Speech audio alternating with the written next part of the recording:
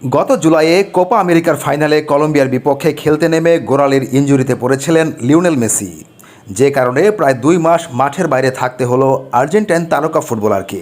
অবশেষে আগামী রোববার চিরচেনা রূপে ফিরছেন মেসি। মেসির ফেরার কথা জানিয়েছেন ইন্টার মায়ামির কোচ টাটা মার্টিনো। তিনি নিশ্চিত করেছেন রোববার ফিলাডেলফিয়ার বিপক্ষে ইন্টার মায়ামির জার্সিতে হোম ম্যাচ খেলবেন মেসি। মেজর লিগ সকারে ফিলাডেলফিয়ার বিপক্ষে মায়ামির ম্যাচটি হবে বাংলাদেশ সময় রোববার ভোর 5:30টায়। আজ শুক্রবার মেসির ফেরা নিয়ে মার্টিনো বলেন, সে ভালো আছে, গতকাল অনুশীলন করেছে। আগামী ম্যাচে খেলার জন্য সে চিন্তা ভাবনা করছে।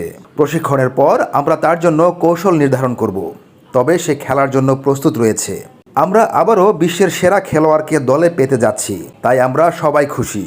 এর আগে গলার ব্যথার কারণে বুধবার অনুশীলনে থাকতে পারেননি মেসি। ওই সময় মার্টিনো জানিয়েছিলেন একদিনের মধ্যে সুস্থ হয়ে যাবেন আর্জেন্টাইন সুপারস্টার।